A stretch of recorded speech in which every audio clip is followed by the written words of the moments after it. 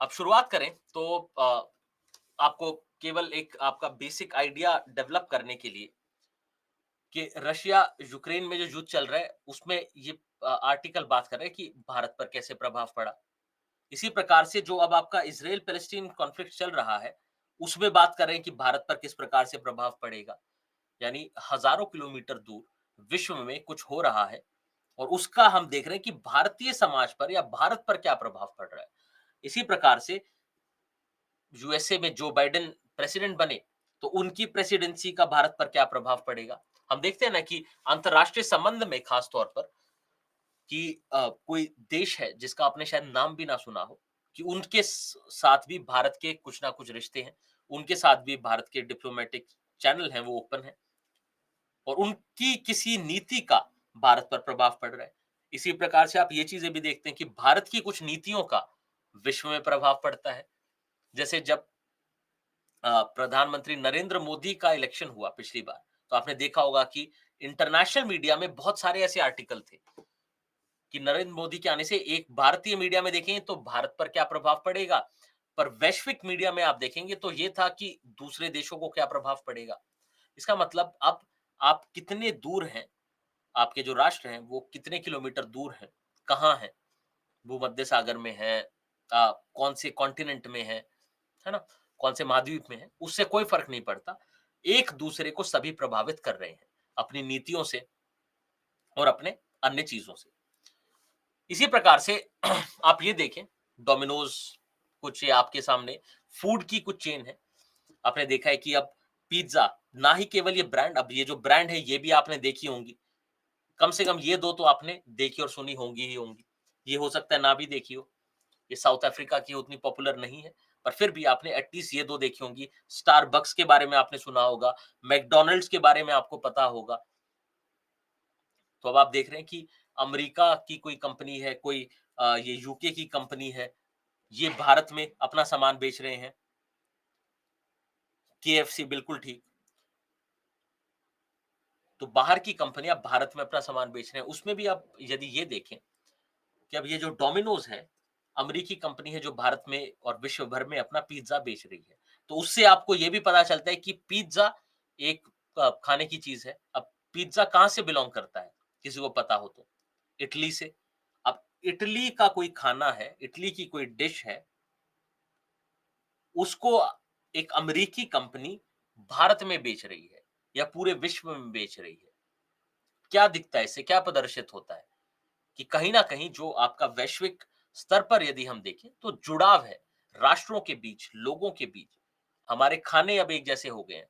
अब यदि हम कहें कि 25 वर्ष की आयु के हम विश्व भर में 150 देशों से अगर हम कहें कि 25 वर्ष जिनकी आयु है और उन लड़कों को यदि देखें, खास तौर पर पुरुषों को, हम कहें कि वो उनकी फ़ोटो यदि हम देखें, तो उनका रंग, कद-काठी इत्यादि अगर आप छोड़ दें, तो उनका पहनावा आपको सभी का एक जैसा दिखेगा।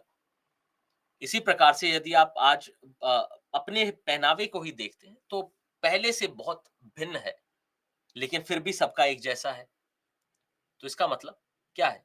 इसका मतलब कि हम एक-दूसरे के जो फैशन है या फिर जिस प्रकार के संस्कृति है, उसको भी हम एक-दूसरे की फ़ॉलो कर रहे हैं, विश्व भर में।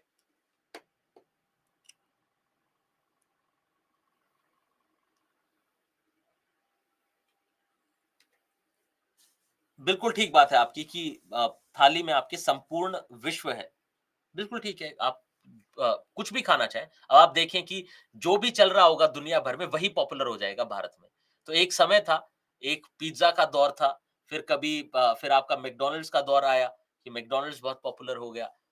फिर आपका आया मोमोज़ का दौर और उसके साथ तो काफ़ी अत्याचार भी हुआ, है ना? मोमोज़ जब बिकने शुरू हुए, तो एकदम धड़ल्ले से आज भी बिकते हैं और फिर उसके साथ नए-नए एक्सपेरिमेंट हुए। है ना? कभी उसको भट्टियों में जलाया गया, कभी उसको उबलते हुए तेल में, कढ़ाई में तला गया, कभी उसको दाल मखनी में डाल दिया वगैरह। तो ना केवल पॉपुलर हुए, पर उनके साथ अत्याचार भी हुए। इसी प्रकार से अब जो कोरियन फूड है, क्योंकि आपकी कोरियन बहुत सारी फ़िल्में और ड्रामा बहुत पॉपुलर हो गए हैं, इंटरनेट पर दुनिया भर में। तो जो कोरियन फूड है, वो भी पॉपुलर हो रहा है। अब आप देखें कि कम से कम शहरों में, गाँव तक उतना नहीं पहुँचता, पर शहरों में आपको क्या दिखता है? शहरों में आपको अब किमची मिलती है, हैं? जापानीज़ फूड है, सुशी इत्यादि वो सभी अब पॉपुलर हो रहा है। तो जो भी आप देखें कि आप कुछ भी खाना चाहें, खास तौर पर शहरों में आपको सब कुछ मिल सकता है।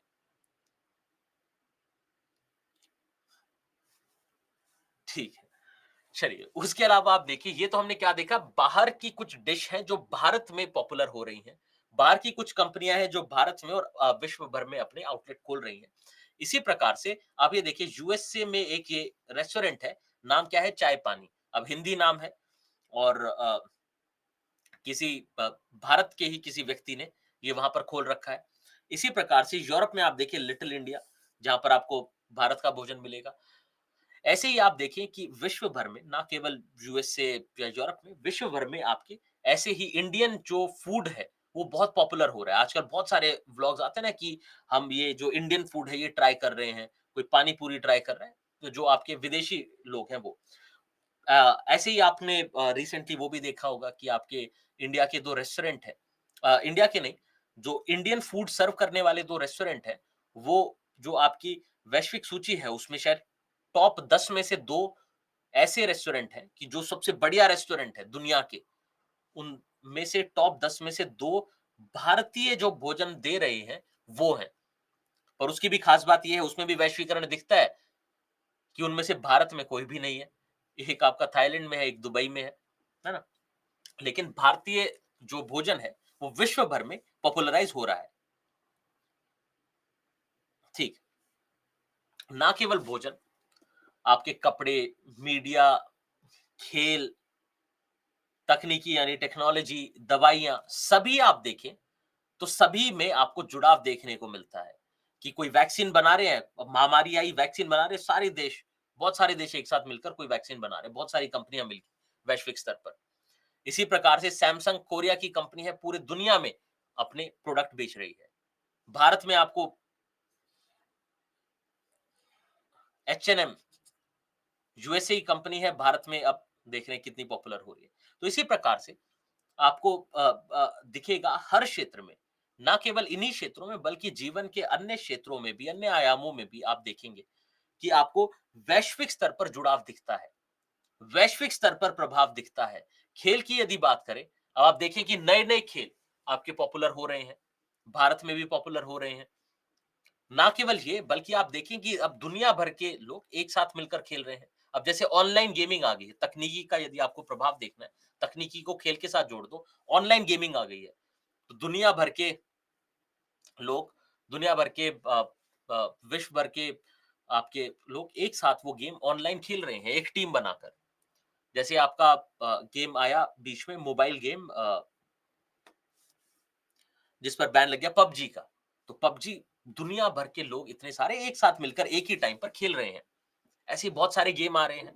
तो आपको वैश्विक स्तर पर जुड़ाव दिखता है जीवन के हर क्षेत्र में, चाहे आपका भोजन हो, खान-पान हो, कैसी आप भाषा का प्रयोग करते हैं, क्या आपको पसंद है, बल्कि यहाँ तक कि अब आप देखें कि आपको कहाँ घूमने जाना है, क्या करना है, उसमें भी वैश्विक प्रभाव है। उसमें भी मीडिया का और पूरे विश्व का आपको प्रभाव देखने को मिलता है।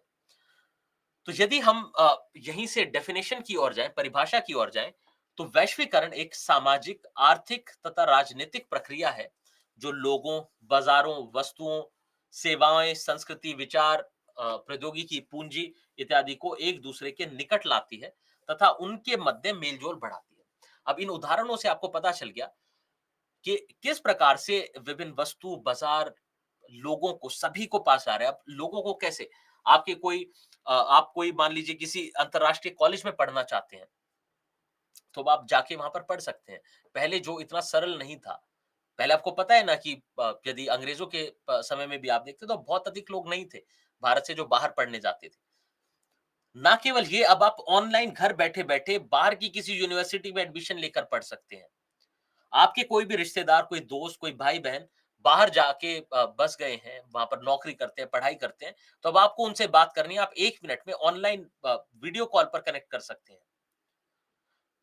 इसी प्रकार से यदि बाज़ारों को देखें, तो आप कुछ भी प्रोडक्ट कहीं से भी मँगा सकते हैं।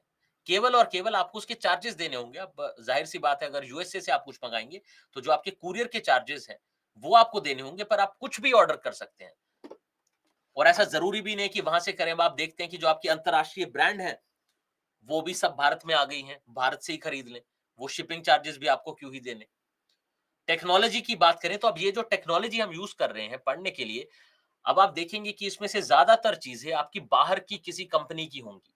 ज़्यादातर चीज़ें, चाहे वो आपका कैमरा हो, चाहे वो आपका ये बोर्ड हो जिस पर हम लिख रहे हैं, चाहे आपकी लाइट्स हों, है ना?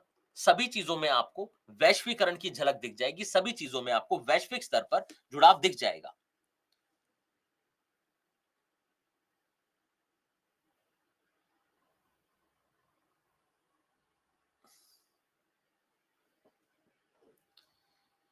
ठीक।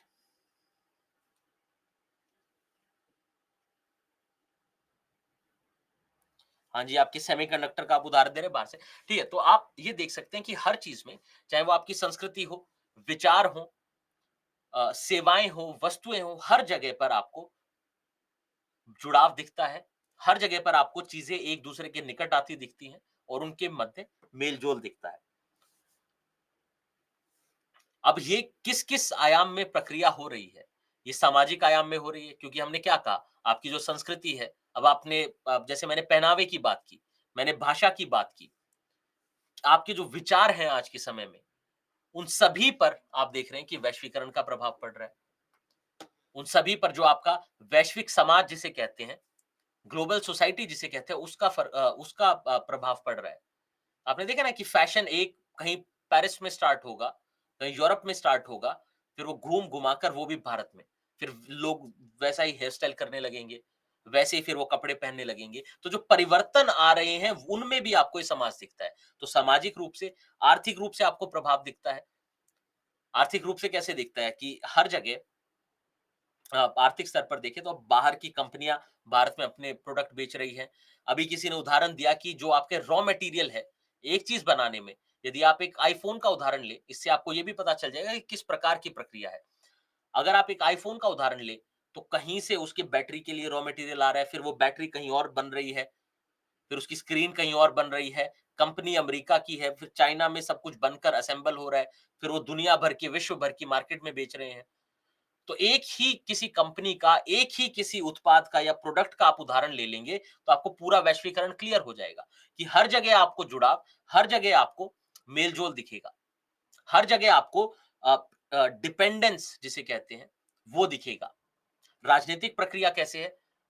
राजनीतिक प्रक्रिया से ही हमने हालाँकि शुरुआत की थी कि क्या बाहर की कंपनी भारत में अपनी आउटलेट खोल सकती है कि नहीं? क्या बाहर का निवेश भारत में आ सकता है कि नहीं? वो सभी फैसले आपके राजनीतिक स्तर पर हो रहे हैं। उसी के साथ-साथ यदि आज हम देखें कि जो हमारा पॉलिटिकल सिस्टम है, राजनीतिक प्रणाली है, उस पर भी बहुत इंटरनेशनल इम्पैक्ट पड़ता है। अब जैसे उदाहरण के लिए अगर कोई आप सामाजिक किसी उसकी बात करें, चैलेंज की बात करें, या किसी भी आप मूवमेंट की बात करें, तो एक देश में शुरू होगी, फिर दुनिया भर में वो फैल जाएगी, जिससे बहुत अधिक राजनीतिक परिवर्तन आते हैं। राजनीतिक स्तर पर आज के समय में यदि आप देखें, तो हालाँकि इसमें परिवर्तन आ रहा है, पर ज़्यादातर विश्व भर में आपकी राइट विंग जो गवर्नमेंट है, वो आपको दिखती है, राइट विंग सरकार, है ना? विश्व भर में। और उसमें धीरे-धीरे परिवर्तन आ रहा है, जैसे अमेरिका से, यूएसए से वो निकल गई। तो उसका प्रभाव एक दूसरे पर पड़ना। तो यदि वैश्वीकरण को देखते हैं, तो ये प्रक्रिया सामाजिक, आर्थिक एवं राजनीतिक स्तर पर हो रही है। तो ये क्लियर है, और किस तरीके से चीज़ों को, लोगों को, विचारों को, सभी को एक साथ ला रही है, और इसकी परिकल्पना है एक बिना किसी बाउंड्रीज़ का की दुनिया बनाना, है ना? जिसमें कोई भी भेदभाव ना हो, जिसमें कुछ भी अलग ना हो। भेदभाव सॉरी गलत शब्द है। जिसे कहते हैं बाउंड्रीलेस, बिना किसी अ, दीवारों का विश्व, ऐसी परिकल्पना है। क्योंकि अब आप देखते हैं कि जो आपकी बाउंड्रीज़ हैं, उससे फ़र्क नहीं पड़ता। अब आप एक राष्ट्र में रह रहे हैं, 2000 किलोमीटर दूर कोई दूसरा राष्ट्र है, आपको किसी से बात करनी है, आप कर सकते हैं। आप वहाँ पर जाना चाहते हैं, आप जा सकते हैं। वहाँ पर कुछ हो रहा है, उसका प्रभाव यहाँ पड़ेगा, यहाँ पर कुछ हो रहा है, उसका प्रभाव वहाँ पड़ेगा। कोविड की शुरुआत हुई, आप कोविड को ही देखिए, कोविड से आपको सारे उदाहरण मिल जाएँगे। कोविड के कारण सारी सप्लाई चेन बंद, कि आपको दवाइयाँ बनानी है तो उसके लिए जो आपका कच्चा माल है, जो एक्टिव फार्मास्यूटिकल इंग्रीडिएंट्स बोलते हैं, एपीआई, वो उसका अभाव हो गया। क्यों? क्योंकि चीन की मार्केट पूरी बंद थी। दुनिया भर की सारे बाज़ार बंद थे। तो वो आपको ये दिखाता है कि बिना ग्लोबलाइज़ेशन के किस प्रकार से समस्या हो जाएँगी, क्योंकि वो ग्लोबलाइज़ेशन यानी वैश्वीकरण के बिल्कुल विपरीत उदाहरण है कोविड का, कि कोविड के कारण जो आपका वैश्वीकरण है, वो रुक गया। कोविड के कारण लोग इधर से उधर नहीं आ जा पा रहे थे। कोविड के कारण आपके जो बाज़ार हैं, उनका जो जुड़ाव था, वो खत्म हो गया। तो कोविड आपका एक उदाहरण है कि किस प्रकार से वैश्वीकरण यदि रुक जाए, कुछ समय के लिए यदि सभी के राष्ट्रों के जो बाउंड्रीज़ हैं, राष्ट्र की जो सीमाएँ हैं, वो यदि बंद हो जाएँ, तो उससे दुनिया भर पर बहुत अधिक प्रभाव पड़ेगा, क्योंकि आज के समय में सब कुछ जुड़ा हुआ है।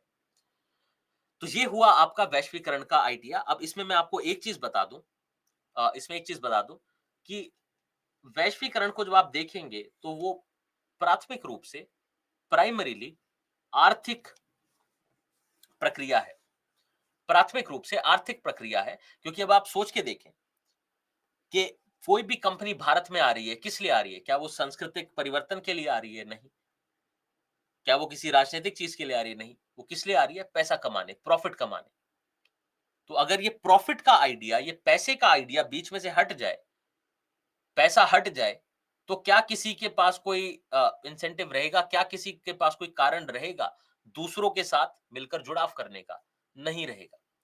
तो ध्यान रखेंगे कि प्राथमिक रूप से प्राइमरीली ये एक आर्थिक यानी इकोनॉमिक प्रोसेस है, और इस इकोनॉमिक प्रोसेस के कारण ये बाकी सारे स्तरों पर भी ये प्रभावित करता है।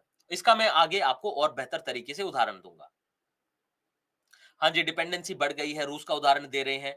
कोविड पैंडेमिक था, जिसके कारण वही कहा कि कोविड इसका विपरीत उदाहरण है। कोविड के कारण ग्लोबलाइज़ेशन रुका कुछ समय के लिए। ठीक, ओके। तो ये हुआ वैश्वीकरण का आइडिया।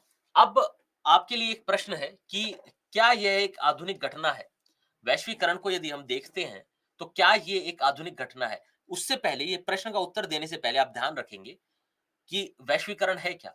वैश्वीकरण ए एक आर्थिक, सामाजिक एवं राजनीतिक प्रक्रिया है, जो वस्तु, लोग, विचार, प्रौद्योगिकी इत्यादि सभी को निकट ला रही है। तो क्या ये जो प्रोसेस है, क्या ये जो प्रक्रिया है, क्या ये जो घटना है, क्या ये एक आधुनिक घटना है? नहीं।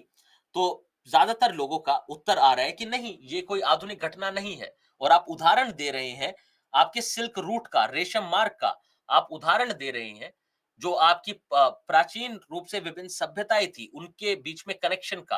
आप लोग उदाहरण दे सकते हैं कि जो अंग्रेज़ हैं, वो भी तो भारत में आए। अन्य जो आपके यूरोपीय देश हैं, जो नागरिक हैं, वो भी भारत में आए। कोई अमेरिका में गया, भारत से भी लोग बाहर गए। तो वो भी आपको जुड़ाव दिखता है। इसी प्रकार से यदि हम प्रौद्योगिकी की बात करें, तो बहुत सारी प्रौद्योगिकी बाहर से भारत में आई है।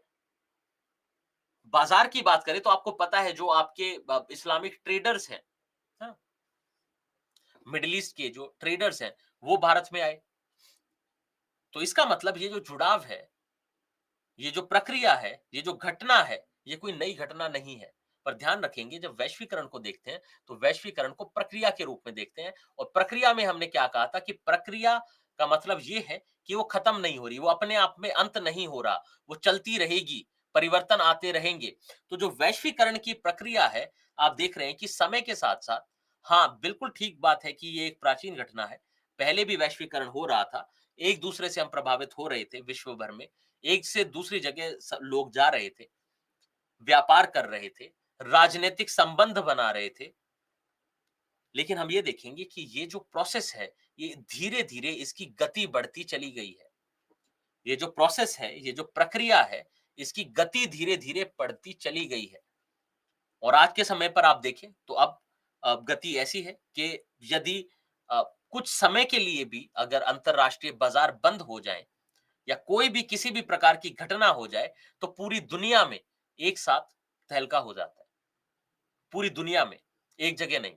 एक कंपनी, कोई एक बैंक दुनिया के एक कोने में ऐसा होगा कि वो फेल हो रहा है, उसके पास पैसा खत्म हो गया, दिवालिया हो रहा है और पूरे दुनिया की, पूरे विश्व की मार्केट गड़बड़ा जाएगी। आज जो वैश्वीकरण है उसका ये स्तर है। तो इसके लिए आपकी जो वैश्वीकरण की पृष्ठभूमि आप देख लेंगे कि वैश्वीकरण इसमें 2 मत हैं इसको लेकर खास तौर पर। एक मत ये है कि प्राचीन है, एक मत ये है कि मॉडर्न है, आधुनिक है। तो दोनों मत हैं आपको दे रखे हैं, इसके बारे में एक बार पढ़ लेंगे जो आपको आइडिया दिया। अब हम समझना शुरू करते हैं वैश्वीकरण की प्रक्रिया को, इससे आपके सारे आइडियाज़ क्लियर हो जाएँगे। पर ध्यान रखेंगे कि वैश्वीकरण को हम आर्थिक प्रक्रिया के रूप में देखें क्योंकि इस सिल्क रूट से क्या किया हमने, जो आपने रेशम मार्ग बताया उससे क्या किया, उससे व्यापार किया, व्यापार से पैसा कमाया। तो अगर व्यापार नहीं होता, पैसा नहीं होता, तो क्या कोई इतनी दूर आता जाता? नहीं। अगर पैसे की बात नहीं होती तो जो विभिन्न व्यापारी आपके भारत में आए, क्या वो आते? नहीं।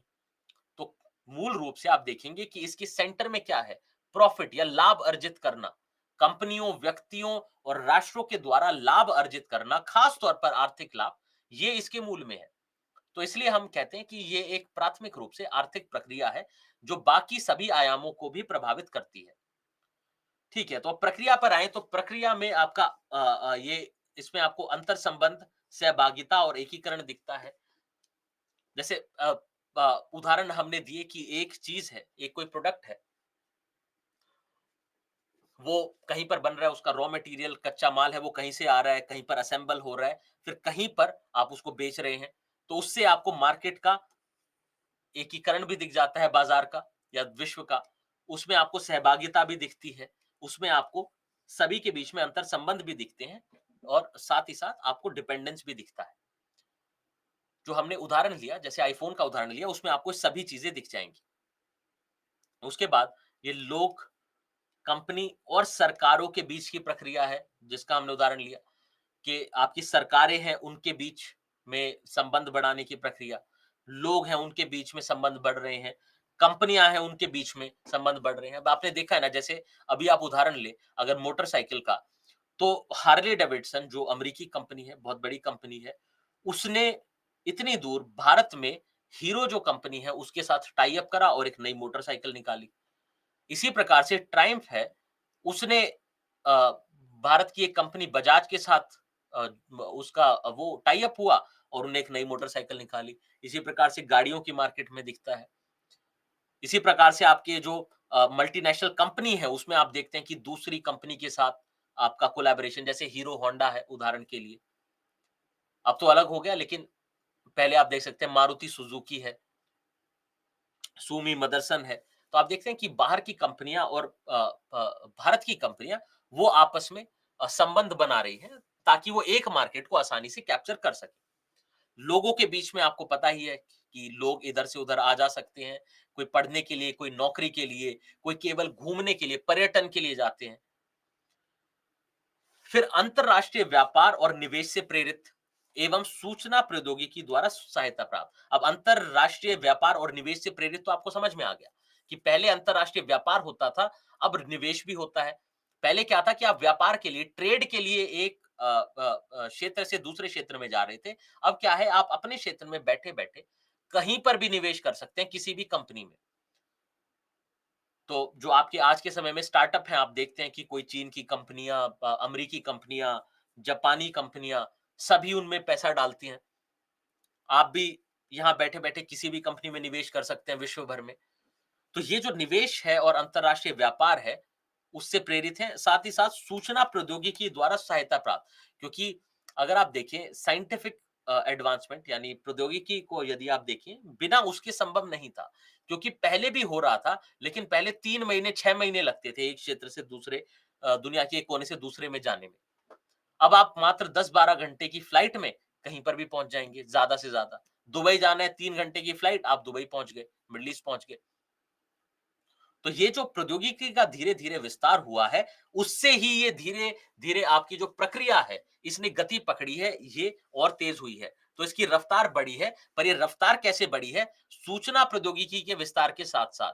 ना केवल सूचना प्रौद्योगिकी, बल्कि केवल प्रौद्योगिकी भी आप कहें उसके साथ-साथ।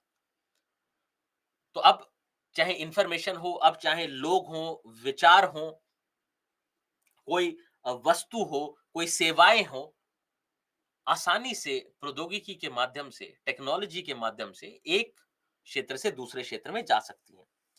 एकीकरण मतलब होता है यूनिफिकेशन। एकीकरण मतलब होता है यूनिफिकेशन। कैसी यूनिफिकेशन?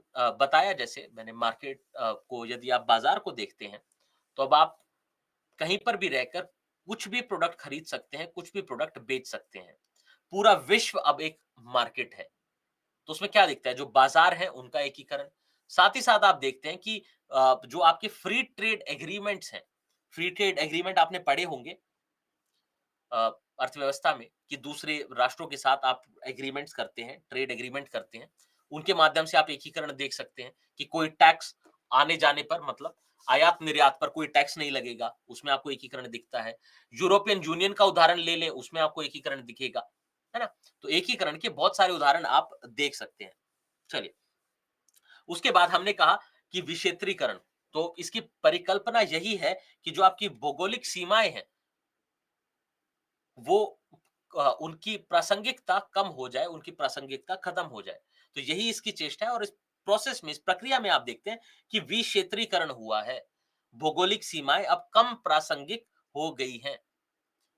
वो उसके भी आपको कई उदाहरण दे दिए, फिर इसने रफ्तार पकड़ ली है, धीरे-धीरे रफ्तार बढ़ती चली जा रही है। फिर ये जो प्रक्रिया है, ये लंबी अवधि की प्रक्रिया है, बहुत वर्षों से चल रही है और आगे आने वाले वर्षों में भी चलेगी। क्योंकि अब जो बाज़ार में आपके अंतर संबंध स्थापित हो गए हैं, बिना उसके काम नहीं चल सकता। अब आपको यदि गेहूँ चाहिए, ठीक है? क्योंकि हर चीज़ में, जैसे हम भारत की बात करें, तो भारत में खाद्य सुरक्षा है, ठीक है, भारत में जो गेहूँ इत्यादि जो भी आपके ग्रेन्स हैं, उसको उगा सकते हैं और पर्याप्त मात्रा में है। पर बहुत सारी ऐसी चीज़ें हैं जो बाहर से आ रही हैं। तो भारत जैसा राष्ट्र, जहाँ पे कृषि की प्रधानता है अभी भी, तो आप कह सकते हैं कि उनको, मान लीजिए, खाद्य सुरक्षा में परेशानी नहीं होगी। पर बहुत सारे ऐसे क्षेत्र हैं जहाँ पर उपजाऊ भूमि नहीं है। बहुत सारे ऐसे क्षेत्र हैं जहाँ पर एक ही प्रकार की प्लांटेशन होती है, दूसरी नहीं होती।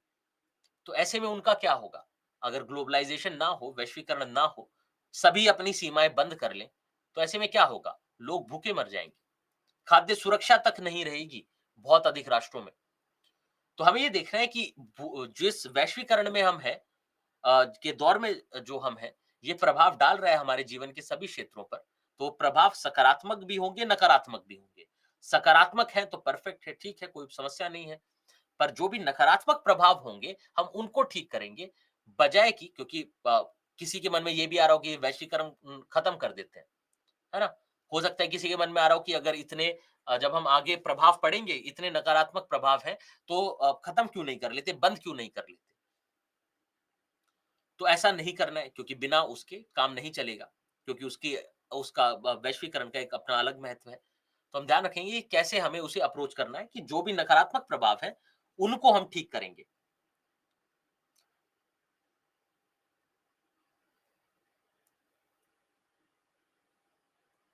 जी। देखिए, लेकिन आपको हमेशा, अब हमने कहा कि पहले से ही आपको बता देता हूँ, आगे तक ध्यान रहेगा। हमने कहा वैश्वीकरण एक प्रक्रिया है। हमने कहा कोई भी प्रक्रिया, कोई भी प्रोसेस, इससे क्या आ रहा है? परिवर्तन आ रहा है। इससे परिवर्तन आ रहा है ना, ग्लोबलाइज़ेशन से। तो ग्लोबलाइज़ेशन यदि इस दिशा में जा रहा है, तो इसकी विपरीत दिशा में भी कुछ ना कुछ जाएगा। ध्यान कीजिए, ये हमने डिस्कस किया था न्यूटन का लॉ समझकर। न्यूटन का लॉ समझकर हमने डिस्कस किया था कि कोई भी एक्शन होगा, तो उसका ऑपोज़िट रिएक्शन होगा। तो ग्लोबलाइज़ेशन हो रहा है, अगर ये वैश्वीकरण है मान लीजिए, तो वैश्वीकरण को लेकर प्रतिक्रिया भी होगी। तो हम ये भी समझेंगे आगे जाकर, दोनों चीज़ समझ देखिए, मैं एक एक चीज़ आपको क्लियर कर देता हूँ।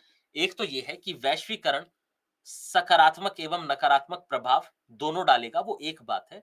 दूसरी बात ये है कि वैश्वीकरण जो एक प्रक्रिया है, उसके विपरीत भी एक ना कोई प्रतिक्रिया होगी।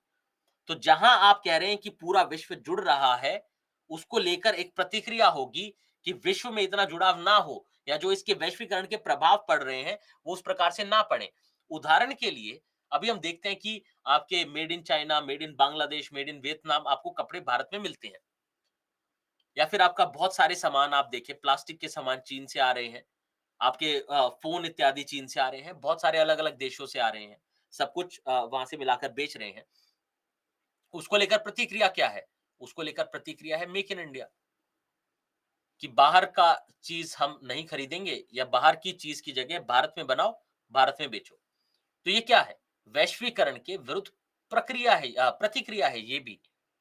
ऐसे ही मैं आगे चलकर आपको प्रतिक्रिया के बारे में और डिटेल में बताऊँगा, पर मैं अभी से बस इसलिए बता रहा हूँ ताकि आपके ध्यान में रहे, क्योंकि बीच-बीच में कहीं-कहीं अपवाद आते रहेंगे और आप कन्फ्यूज़ ना हो। पीएलआई हाँ जी, परफॉर्मेंस लिंक्ड इंसेंटिव जो है, बिल्कुल ठीक। लेकिन उसमें ध्यान रखेंगे, आप उसको ठीक से पढ़ेंगे, तो आपको उसमें कुछ और भी मिलेगा। ठीक है? उसमें आपको अ, ब ब ग्लोबलाइज़ेशन की तरफ झुकाव भी मिलेगा।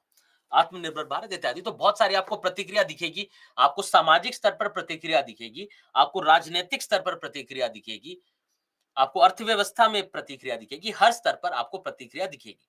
तो जिस-जिस पहलू को ये छुएगी, जैसे-जैसे ये कहेगी कि भई सब एक जैसी भाषा बोलें, वैसे-वैसे लोग आएँगे कि नहीं हमारी भाषा खो जाएगी, हम क्या करेंगे? प्रतिक्रिया होगी। फिर वैश्वीकरण कहेगा कि देखिए नए-नए त्योहार हैं, इनको भी मनाइए।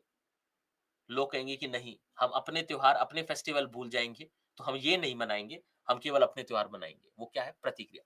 तो हर स्तर पर आपको कुछ और उदाहरण मैं आपको आगे दे दूँगा, प्रतिक्रिया के। अभी इस पर इतना बल इसलिए नहीं डाल रहे, क्योंकि अभी हम ग्लोबलाइज़ेशन को समझ रहे हैं और ग्लोबलाइज़ेशन प्राथमिक रूप से आर्थिक प्रक्रिया है। और हमने क्या कहा, हमारा क्वेश्चन पेपर जो आएगा या जो हमारा टॉपिक है वो ये है कि वैश्वीकरण का भारतीय समाज पर क्या प्रभाव पड़ रहा है। तो बाकी चीजें हमारे लिए उतनी इंपॉर्टेंट नहीं है, पर केवल और केवल कॉन्सेप्ट बिल्डिंग के लिए, ताकि आपको चीजें समझ में आ जाए आसानी से, हम इन चीजों को डिस्कस कर रहे हैं। ये आपको पता चली गया कि कैसे एक ये बहुआयामी प्रक्रिया है, आर्थिक, सामाजिक और आपकी राजनीतिक। अधिक बाजार उन्मुख दृष्टिकोण, कि मार्केट पर रिलाई कर रहा है, क्योंकि अगर राष्ट्र ये कहने लगे कि हम डिसाइड करेंगे कि ठीक है आप भारत में आके अपना प्रोडक्ट बेच लें, जो भी आप बेचना चाह रहे हैं, अपनी सेवाएं हैं उनको बेच लें, पर हम बताएंगे कि कितने में बेचनी है, तो क्या कोई बेचने आएगा? नहीं। लोग कहेंगे कि नहीं, हम तो डिमांड सप्लाई पे चलेंगे, हम तो मार्केट पे चलेंगे। इसलिए कहते हैं कि जो कैपिटलिज्म या पूंजीवाद है, वो ग्लोबलाइजेशन यानी वैश्वीकरण का एक अभिन्न हिस्सा है, इसी का एक तत्व है। क्योंकि यदि मार्केट ओरिएंटेड अप्रोच ना हो, अब आप सोच कर देखें। अब मैं आपको एक और बेस बताऊं। हमने कहा कि ग्लोबलाइजेशन पैसे के अराउंड चल रहा है, कि पैसा है, लाभ है, तो ग्लोबलाइजेशन होगा। अब मैं ये कहूं कि आप लाभ तो अर्जित कर सकते हैं, पर आप प्राइवेट प्रॉपर्टी नहीं रख सकते, आप कोई भी निजी संपत्ति नहीं रख सकते।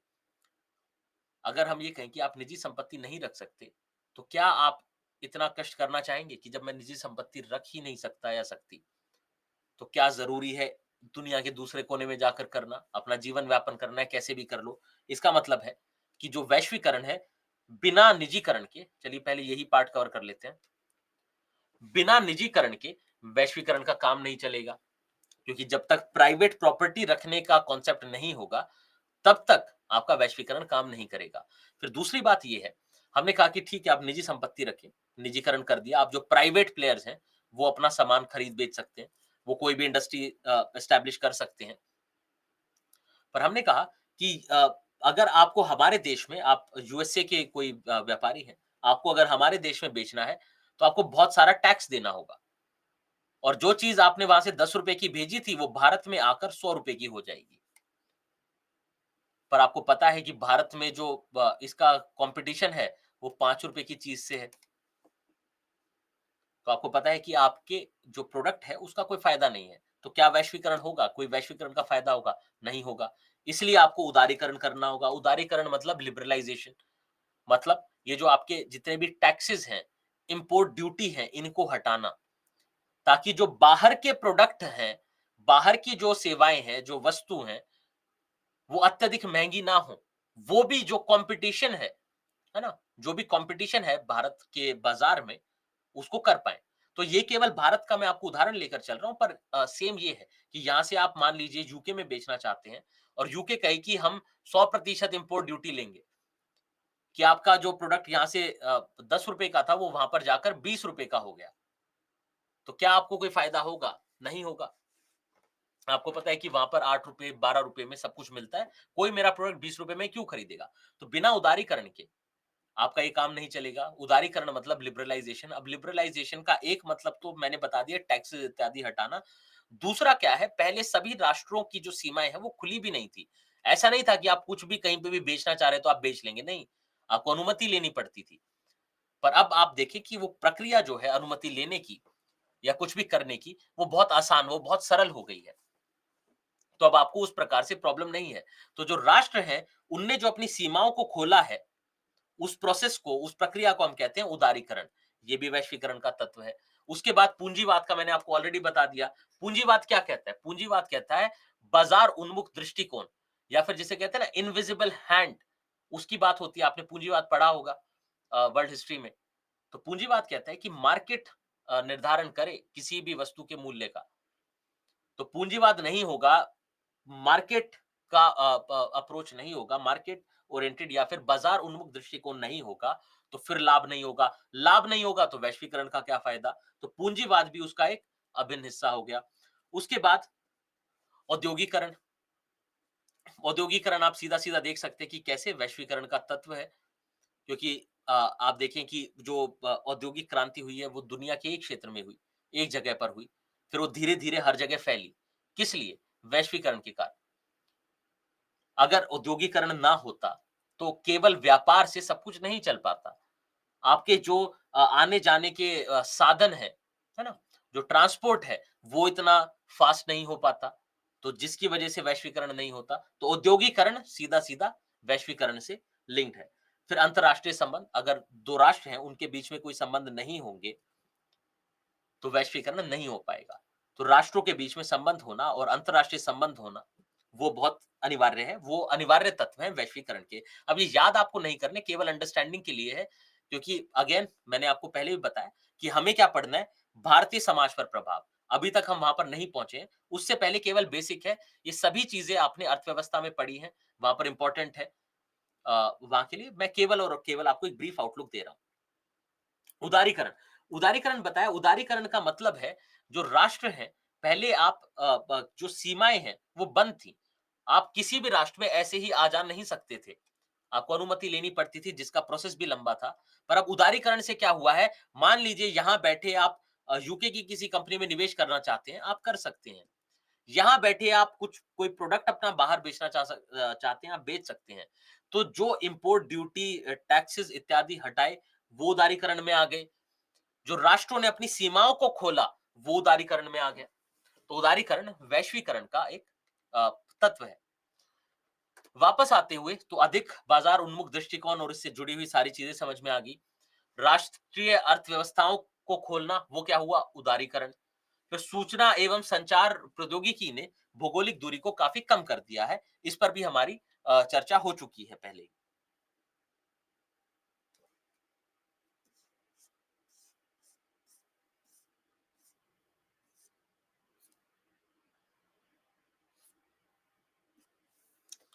देखिए, आप अपना प्रश्न या तो दोबारा लिखिए, मुझे आपका प्रश्न नहीं मिला है।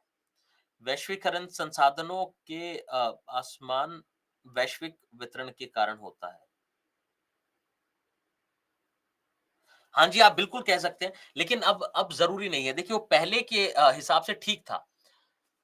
पहले के हिसाब से ठीक था असमान वितरण। अब आप देखते हैं कि अब वो बदल गया है ना? वो प्रक्रिया बदल गई है।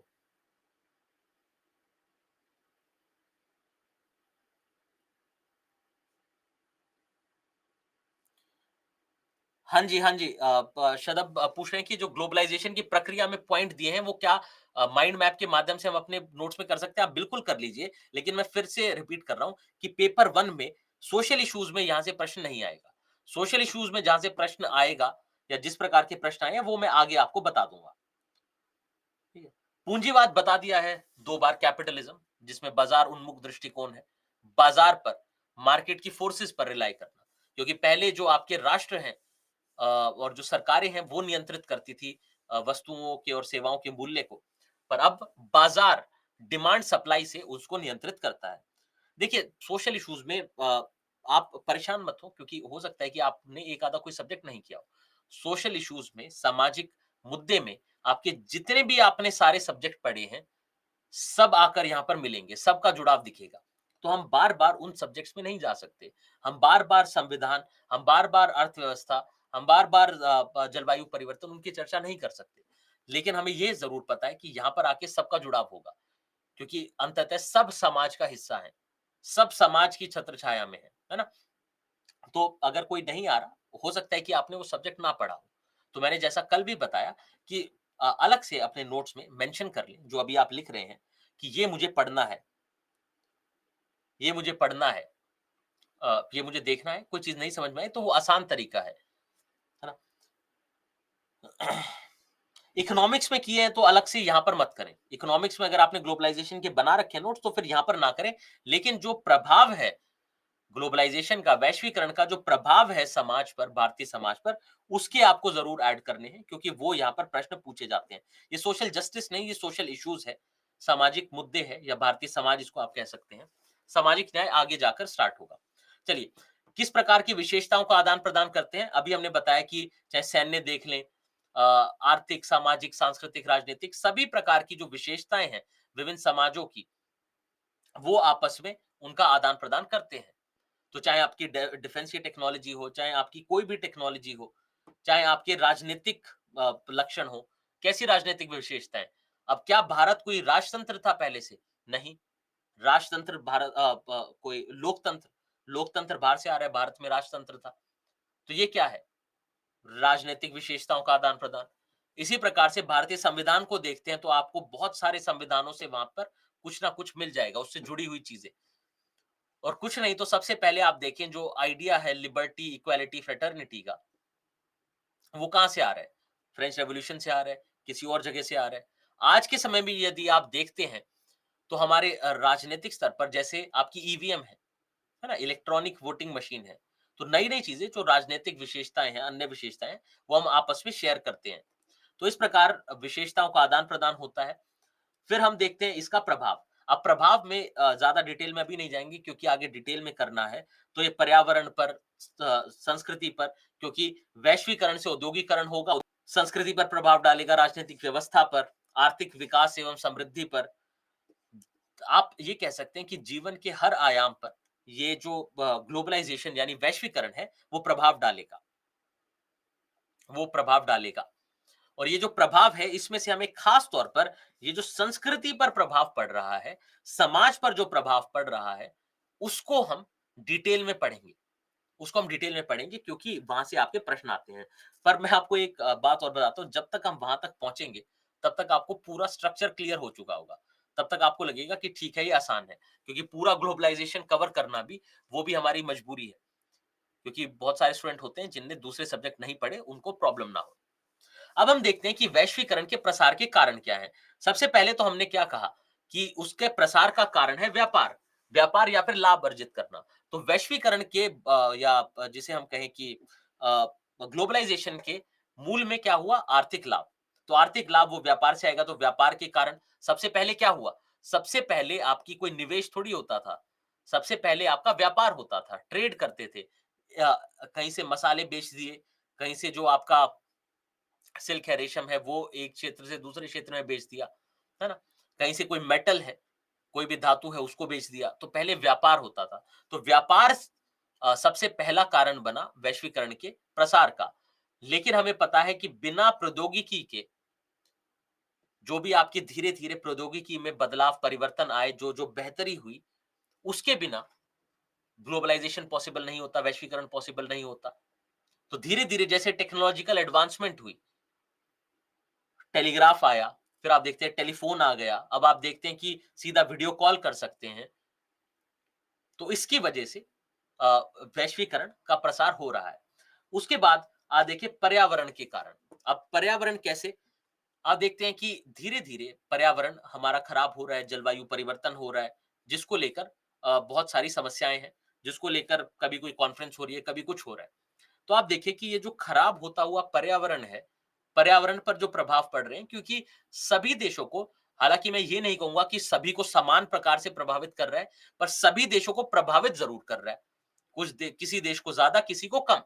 जलवायु परिवर्तन। अब ज़ाहिर-सी बात है कि भारत में कृषि ज़्यादा होती है, कृषि हमारी वो भी डिपेंडेंट है मानसून पर निर्भर करती है।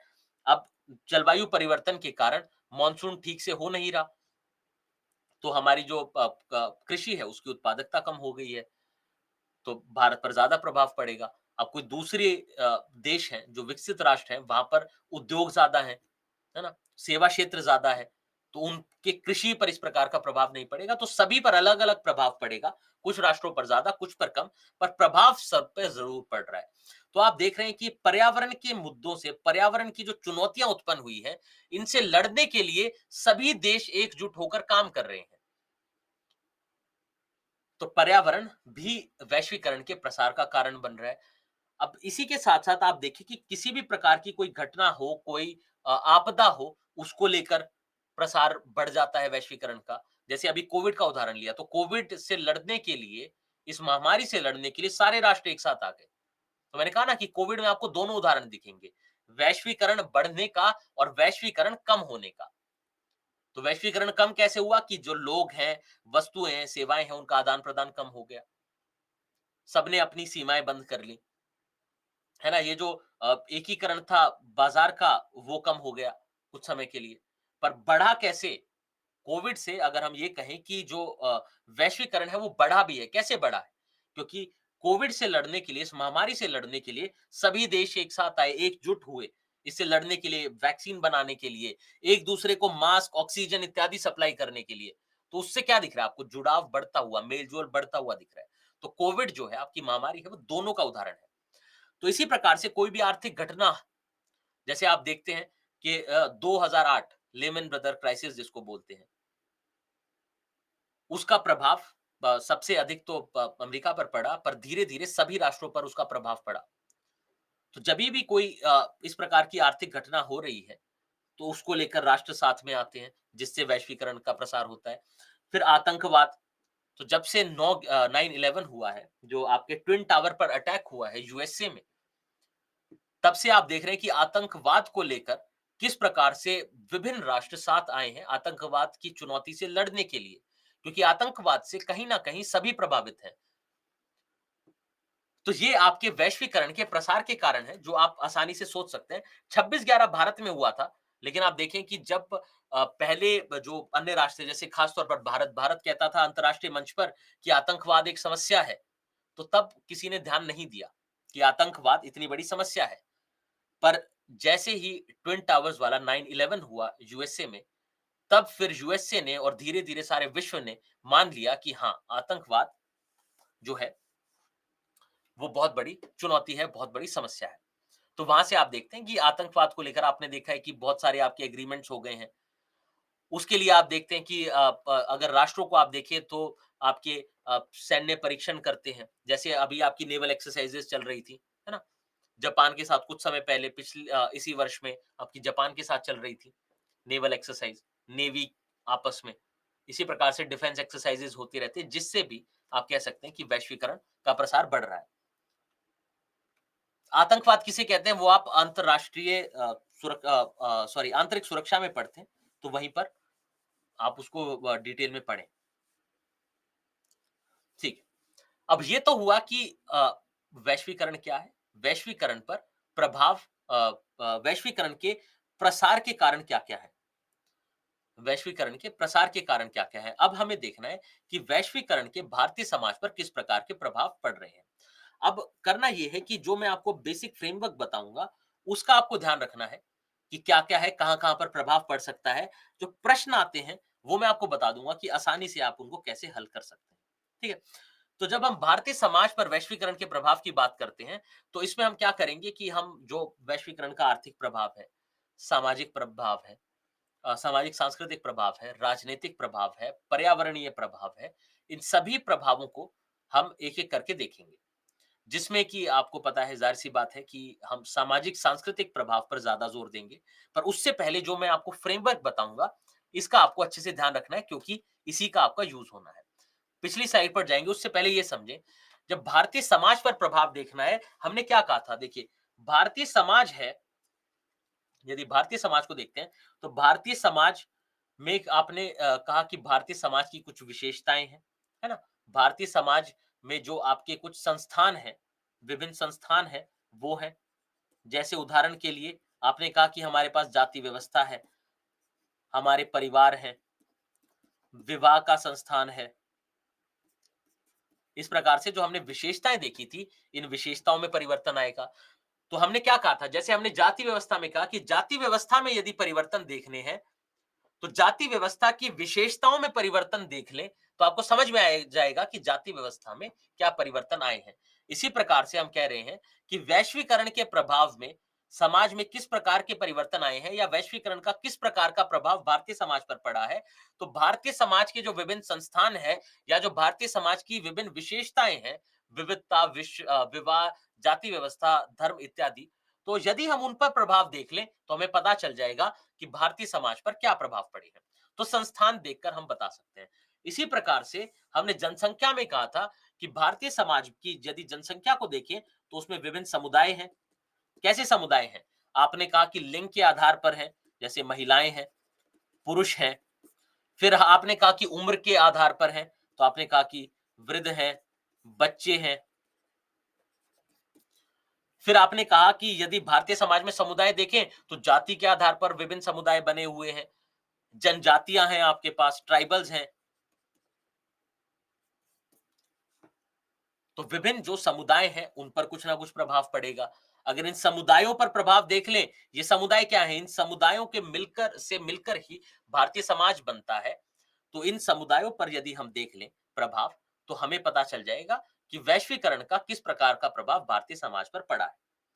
उसके साथ-साथ यदि भारतीय समाज को हम वर्गीकृत करने की कोशिश करें, तो आप उसमें क्या बताएँगे? ग्रामीण समाज है, नगरीय समाज है और जनजातीय समाज है। यही है ना, रूरल इंडिया, अर्बन इंडिया और ट्राइबल इंडिया, ट्राइबल सोसाइटी। तो इन पर यदि हम प्रभाव देख लें, तो इससे भी पता चल जाएगा हमें। हाँ जी, पुरुष भी है, मैंने सारा नहीं लिखा। इसमें मेन क्या है कि भारतीय समाज पर प्रभाव देखना है, तो भारतीय समाज की विभिन्न जो विशेषताएँ हैं, जो संस्थान हैं, जिनको हमने ऑलरेडी पढ़ लिया, उन पर प्रभाव देख लें। भारतीय समाज के जो समुदाय हैं, उसमें से 2 तो हमने प्रत्यक्ष रूप से पढ़ लिए, महिलाएँ और वृद्ध। इन पर क्या प्रभाव पड़ा, उनको देख लें। इसी प्रकार से भारतीय समाज का यदि वर्गीकरण करते हैं, तो उसमें आप देखते हैं कि भारत में ग्रामीण समाज, नगरीय समाज और जनजातीय समाज है। तो उन पर भी यदि हम प्रभाव देख लें, तो उससे हमें पता चल जाएगा कि भारतीय समाज पर क्या प्रभाव पड़ा है।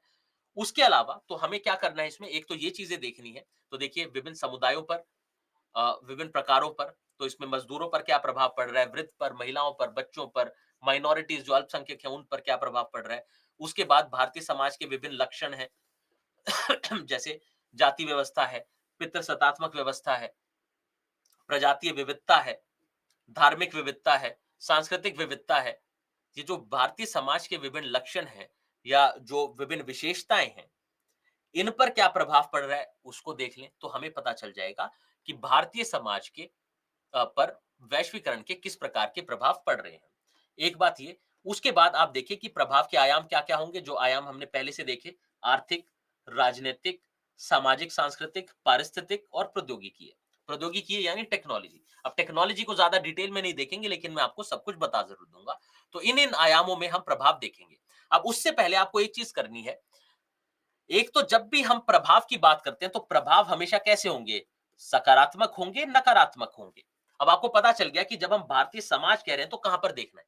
ठीक है? ये जो हमने किया, ये आपका सबसे इंपॉर्टेंट पार्ट है, कि इन-इन पर आपको प्रभाव देखना है और मैं आपको बता दूँगा कि कैसे, एक आपको समझा दूँगा, उससे आपको सारे समझ में आ जाएँगे कि कैसे उन पर प्रभाव देखना है। ठीक है? कैसे उन पर प्रभाव देखना है। तो प्रभाव आपका पॉजिटिव होगा, नेगेटिव होगा, एक चीज़। ठीक है? तो सकारात्मक भी होगा, नकारात्मक भी होगा। तो सबको हम सकारात्मक और नकारात्मक की लाइट में देखेंगे। दूसरी बात हमने क्या कही थी कि प्रभाव के साथ-साथ, ये तो होगी एक बात, दूसरी बात हमने ये कही थी कि जब-जब प्रभाव होगा, तब-तब प्रतिक्रिया होगी। तो इसका भी हमें ध्यान रखना है। लेकिन अब इसको ध्यान रखने की जगह यहां से मैं आपको एक दूसरी बात बताता हूं, प्रभाव के स्तरों की। तो ये प्रभाव के स्तर यदि आपको समझ में आ जाएंगे, तो एक भी क्वेश्चन जो भारतीय समाज पर वैश्वीकरण के प्रभाव का है, वो आपका मिस नहीं होगा। तो प्रभाव के स्तर समझ लें। मुझे पता है कि आज वेबिनार है, तो प्रभाव के स्तर ये समझ लें, उसके बाद हम इसको यहाँ पर चर्चा को समाप्त कर देंगे। इसको बड़े ध्यान से समझिएगा, क्योंकि कल ये फिर मैं रिपीट करूँगा, तो कल आप ये मत कहिएगा कि ये आपने क्या बोल दिया या क्या लिख दिया। ठीक है, तो इसको हम उसके बाद रिपीट नहीं करेंगे। चलिए, तो जब हम देखते हैं कि प्रभाव पड़ता है, सबसे पहले क्या है, आपको एक उदाहरण के माध्यम से बता देता हूँ। आप देखें अंग्रेजी भाषा, उदाहरण के लिए। अंग्रेजी भाषा है, बाहर से भारत में आई, तो कुछ लोगों ने क्या किया, कुछ लोगों ने उसको स्वीकार किया, उसको एक्सेप्ट किया, उसको स्वीकृति दी, और साथ-साथ आप देखते हैं कि कुछ कि लोग अंग्रेजी भी बोल रहे हैं और जो अपनी स्थानीय भाषा है वो भी बोल रहे हैं। जैसे मेरा उदाहरण लें कि मैं अंग्रेजी भी बोल लूँगा, जो मेरी स्थानीय भाषा है वो भी बोल लूँगा, जो हिंदी है वो भी बोल लूँगा। तो का मतलब क्या हुआ कि जो बाहर से कोई भी सांस्कृतिक लक्षण आए, कोई भी प्रभाव पड़ा, उसको एक्सेप्ट कर लिया, उसको स्वीकृति दी, और उसके साथ अब सह अस्तित्व है। तो जो हमारी संस्कृति है वो भी बची हुई है, और जो बाहरी संस्कृति है उसके भी लक्षण हमने यहाँ पर ले लिए। दूसरा क्या है कि अंग्रेजी बाहर से आ रही है, तो हमने क्या कहा कि अंग्रेजी आ रही है तो उसको लेकर प्रतिक्रिया देना, बैकलैश देना, तो उसको कंप्लीटली रिजेक्ट करना कि नहीं, हम केवल हिंदी में या अपनी मातृभाषा में पढ़ेंगे, अंग्रेजी में बिल्कुल नहीं पढ़ेंगे। एक तो हमने क्या कहा कि उसको एक्सेप्ट कर लिया कि हाँ, अंग्रेजी भी है, हिंदी भी है, दोनों हम पढ़ेंगे। फिर हमने कहा कि नहीं, अंग्रेजी बिल्कुल नहीं पढ़ेंगे, वो क्या हुआ, प्रतिक्रिया हुई।